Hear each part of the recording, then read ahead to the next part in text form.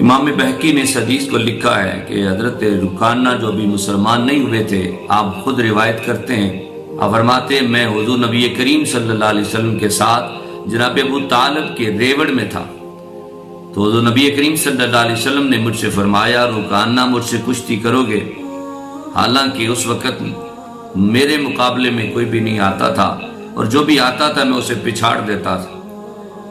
تو حضور نبی کریم صلی اللہ علیہ وسلم نے فرمایا اگر میں جیت گیا تو ایک بکری تمہیں دینی پڑے گی۔ رکانہ کہتے ہیں ٹھیک ہے میں راضی ہوں۔ تو رکانہ کہتے ہیں حضور سے میری جب کشتی ہوئی تو حضور نے مجھے پچھاڑ دیا، گرا لیا، اور حضور نبی کریم صلی اللہ علیہ وسلم نے ایک بکری مجھ سے وصول کر لی۔ اس کے بعد حضور مسکرا رہے تھے اور فرمایا رکانہ دوبارہ کشتی کرو گے؟ تو میں نے عرض کی ہاں میں کشتی کروں گا۔ تو دوبارہ بھی مجھے سمجھ نہ آئی، حضور نے اٹھا کے مجھے پچھاڑ دیا اور گرا دیا۔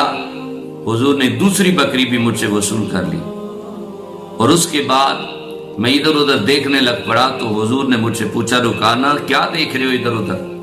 تو میں نے عرض کیا کہ میں دیکھ رہا ہوں کیونکہ چرواہا تو نہیں مجھے دیکھ رہا، کہ کہیں ایسا نہ ہو کہ مجھے دیکھ رہا ہو، کیونکہ میرے مقابلے میں کوئی نہیں آتا تھا اور میرے مقابلے میں آنے کی جرت کسی کو نہیں تھی، تو آج میں 2 بار گرایا جا چکا ہوں۔ اس کے بعد نبی کریم صلی اللہ علیہ وسلم نے ارشاد فرمایا رکانہ تیسری بار کشتی کرو گے؟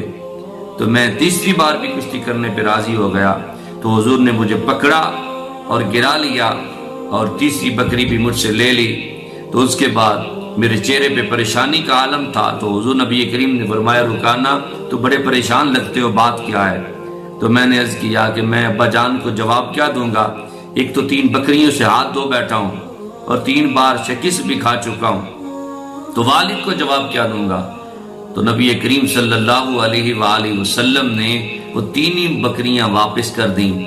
رکانہ کہتے ہیں میں بڑا متاثر ہوا، اور اس کے بعد جب نبی کریم نے اعلان نبوت فرمایا تو میں جا کے حضور کا کلمہ پڑھ کے حضور کا غلام بن گیا، اور مجھے اس وقت یہ بات میرے دل میں بیٹھ گئی تھی کہ اتنی بڑی ہستی کا مقابلہ ہو بھی کیسے سکتا تھا جس کے ساتھ خدا کی طاقت شامل حال ہو۔